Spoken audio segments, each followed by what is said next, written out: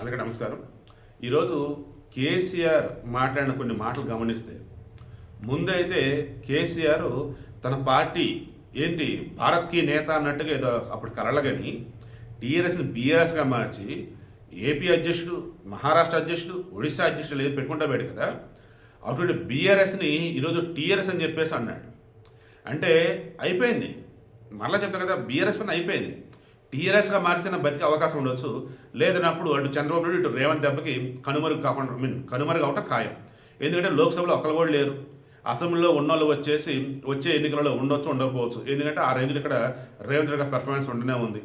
సరే, ముందైతే ఆయన మాట్లాడి చూడిన తర్వాత మనం 2 నిమిషాలు మాట్లాడదాం.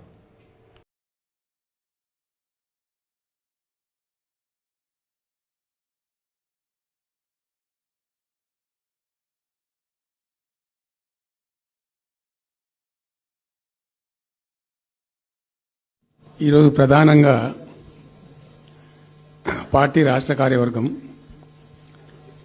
TRS LP, TRS parliamentary party,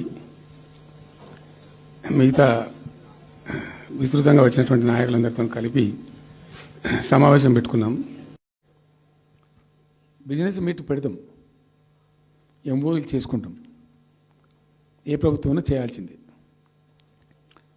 అడ్డగోలు జమాబందీ దానికి లెక్కలేని కథ అంటే ఏందన్నట్టు ఒక హైప్ క్రియేట్ చేసుడు. దీనికి ఆజుడు, దీనికి గురువు చంద్రబాబు నాయుడు. ఇప్పుడు చంద్రబాబు నాయుడు చెప్పిన లెక్కల బిజినెస్ వచ్చేది ఉంటే, ఎంఓయూలు సక్సెస్ అయ్యేది ఉంటే, ఆంధ్రప్రదేశ్లో ఈ పాటికి 20 లక్షల కోట్లు వచ్చి ఉండాలి.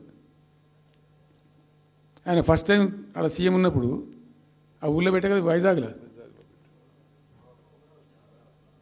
అమరావతిలో కాదు వైజాగ్లో పెట్టిండు. వైజాగ్లో ఎవరు వెళ్ళి ఎంఓయూలు చేసిన వాళ్ళంటే వంట మనుషులు అని చెప్పిండ్రు.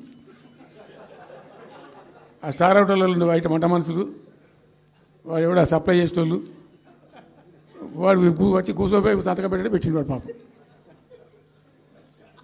అవునా అంటే పాపులర్ అయింది అది. ఇప్పుడు మరి ఎక్కడ ఆ పెట్టుబడులన్నీ ఎక్కడ చెప్పండి. ఆఖరికి 10,000 కోట్లు అన్న రావాలి. 15 లక్షల కోట్లు, 6 లక్షల కోట్లు, 8 లక్షల కోట్లు.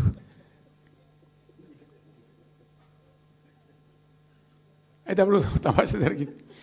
ఈ భోపాల ముఖ్య విన్నారు కదా, మరి కలుగులో ఉన్న ఏలుకు బయటకు వచ్చి ఏదో మాట్లాడుతుంటే మంచి అనుకున్నాను. బట్ ఇప్పటికి అబద్ధాలు చదువుని చెప్పేసి రేవంత్ రెడ్డి అంటే ఏదో అనుకున్నాను. కానీ ఈయన కేసీఆర్ వచ్చేసి ఆ స్క్రిప్ట్ ఏదైతే ఉన్నదో వైసీపీ బీఆర్ఎస్ కామన్ స్క్రిప్ట్ అనమాట. వీళ్ళకుంటే సోషల్ మీడియా టీం ఒకలాగే ఉంటుంది. కాబట్టి మీరు క్రాస్ చెక్ చేసుకోండి. వాళ్ళ పోస్టులు వీళ్ళ పోస్టులు అక్షరాలు కూడా మారకుండా సేమ్ ఉంటూనే ఉంటాయి.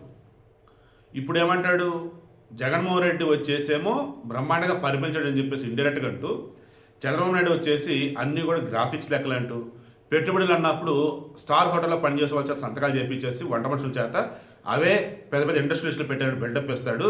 రేవంత్ రెడ్డి కూడా చేస్తుంది అదే. పెట్టుబడులు ఏంటో మా హయాంలో వచ్చాయి, డెవలప్మెంట్ మా హయాంలో వచ్చిందని చెప్తూ ఏకంగా పాలమూరు రంగారెడ్డికి సంబంధించి చంద్రబాబు నాయుడు ద్రోహం చేశాడు, ఏపీ ద్రోహం చేశారు, రేవంత్ రెడ్డి దానికి వంత పాడుతున్నాడని చెప్పేసాడు. రేవంత్ రెడ్డి సవాల్ ఇస్తాడు, రా కేసీఆర్ అసెంబ్లీకి రా మాట్లాడుకుందాం. నువ్వు అన్యాయం చేసావో నేను అన్యాయం చేశాను. నువ్వు మహబూబ్ నగర్ ఎంపీగా చేసావు, 10 సంవత్సరాలు ముఖ్యమంత్రిగా చేసావు, ఏం చేసావు నువ్వు మహబూబ్ నగర్కి అంటూ రేవంత్ రెడ్డి సవాల్ విసిరాడు. చూశారు, అది వీళ్ళు తీసుకోరు. ఎందుకంటే ఆల్రెడీ బీఆర్ఎస్ సంబంధించేసి గ్రౌండ్ లెవెల్లో జనానికి ఆల్రెడీ క్లారిటీ వచ్చేసింది. కేవలం సెంటిమెంట్ని వాడుకొని లాభపడతాం తప్ప వీళ్ళు కొత్తగా చేసేది ఏమీ లేదురా బాబు. చంద్రబాబు నాయుడు కావచ్చు, ఆ తర్వాత ఆనాడు ఉమ్మడి ఆంధ్రప్రదేశ్ పాలకులు ఏవైతున్నారో వాళ్ళు చేసిన అభివృద్ధిని కంటిన్యూ చేశాడు. కొత్తగా వీళ్ళు చేసింది ఏమీ లేదు, 4 ఫ్లైఓవర్ తప్ప అని చెప్పేసి ఇక్కడ ఉన్నటువంటి కాంగ్రెస్ ప్రమాణంగా చెప్తూ ఉంటాను. నేను చెప్పదలుచుకుంది అయితే ఏ మాటగా ఆ మాట జగన్మోహన్ రెడ్డితో పోల్చుకుంటే 100 రెట్లు కేసీఆర్ బెటర్, నో డౌట్ అందులో మాత్రం. ఇక ఈరోజు నేను మెన్షన్ చేయదలుచుకున్నది స్క్రిప్ట్, వైసీపీ బీఆర్ఎస్ ఒకటే స్క్రిప్ట్, ఒకటే సోషల్ మీడియా అనకూడదు. కానీ ఒకటే ఇంకా అదే కొట్టుడు అన్నట్టు. చంద్రబాబు నాయుడు వచ్చేసి కేవలం మాటల్లో అండ్ పేపర్ మీద చూపించాడు పెట్టుబడులు. 2019లో జగన్మోహన్ రెడ్డి గెలవకపోతే చంద్రబాబు నాయుడు ఈ పార్టీకి ఏపీని ఇండియాలో నెంబర్ 1 చేశాడు. జగన్మోహన్ రెడ్డి గెలవటం ద్వారా చంద్రబాబు నాయుడు హ్యామ్లు ఏవైతే ఒప్పందాలు చేసుకున్నారో అన్ని వెనక్కి పంపాడు. అమర్ రాజు ఎక్స్పాండ్ చేద్దాం అనుకున్నారు, తెలంగాణకు వచ్చిందా లేదా? జాకీ డ్రైయర్ కంపెనీ తెలంగాణ వేరే చోటకి వెళ్ళిపోయిందా లేదా? పేపర్ పల్ప్ కంపెనీ ఏపీలో పెట్టాల్సింది వెనక్కి వెళ్ళిపోయిందా లేదా? పవర్ పంచ అగ్రిమెంట్స్ జగన్మోహన్ రెడ్డి కంపు చేశాడా లేదా? పొలం రివర్స్ కంపు చేశాడా లేదా? ఇక అన్నిటికి మించి వైజాగ్లో పెట్టిన నూలు మాల్ కానీ డేటా సెంటర్లు కానీ ఎన్నింటి వెనక నెట్టాడండి. ఒక్కటంటే ఒకటి చంద్రబాబు నాయుడు హయాంలో ఉన్నటువంటి వాటిని జగన్మోహన్ రెడ్డి కంటిన్యూ చేయని చెప్పేసి మీరు చెప్పండి. ఎంవైల్ చేసుకున్న వాటిని ఫుల్ఫిల్ చేశాడని చెప్పేసి మీరు చెప్పండి. ఆ రకం కళ్ళ ముందు కనిపిస్తూ ఉంటే ఆ జగన్మోహన్ రెడ్డి వెనకేసుకొస్తూ ఆ వైసీపీని భుజానం మోస్తూ లేనిపోయిన దరిద్రం నెత్తిని పెట్టుకొని ఈ కేసులో ఏం మాట్లాడుతున్నాడండి అసలు? రేవంత్ రెడ్డిని ముఖ్యమంత్రి ఇంకా గుర్తించడానికి ఇష్టపడగా చంద్రబాబు నాయుడిని తీసుకొచ్చేసి తెలంగాణ ప్రజలను ఇంకా మాయ చేస్తున్నాడు ఈ కేసు. సో వీటికి ఇంట్రెస్ట్ మీకు అర్థమైందా? ఏపీలో కానీ తెలంగాణలో ఉన్న వాళ్ళు ఎవరైనా కానీ ఈ వైసీపీ బీఆర్ఎస్ వాళ్ళిద్దరూ ఒకటాన్ని గుర్తించండి. డెవలప్మెంట్ విషయంలో అటు రేవంత్ రెడ్డి ఇటు చంద్రబాబు పోటీ పడుతున్నారనేది గమనించండి. ఓవరాల్గా నేను కోరుకునేది ఒకే ఒకటి, తెలుగు ప్రజలంతా మనం ఎక్కడ ఉన్నా కానీ మన తెలుగు వాళ్ళమని చెప్పేసి మనస్ఫూర్తిగా నమ్మండి. మనమంతా ఒకటే. ప్రాంతీయ రాజకీయాల జోలికి పోవద్దు. రాజకీయాల ముసుగులో కొంతమంది మన మీద చిచ్చుపెట్టే ప్రయత్నం చేస్తారు. ఎట్టి ప్రతి వాళ్ళు దరిదాపు కూడా పోకండి. అండ్ ఓవరాల్గా మరలా చెప్తున్నా, రేవంత్ రెడ్డి విషయంలో మన కేసీఆర్ భయపడ్డాడు. చంద్రబాబు నాయుడు విషయంలో ఇప్పటికీ భయపడుతూనే ఉన్నాడు. ఓవరాల్గా అన్నప్పుడు అటు రేవంత్ రెడ్డి కానీ చంద్రబాబు నాయుడు కానీ ఇద్దరు కూడా రెండు తెలుగు రాష్ట్రాలు కూడా అభివృద్ధిలో పోటాపోటీగా ఉంటూ దూసుకుపోతుంటే అది చూసి అటు వైసీపీ ఇటు బీఆర్ఎస్ తట్టుకోలేకపోతూ ఉన్నారు.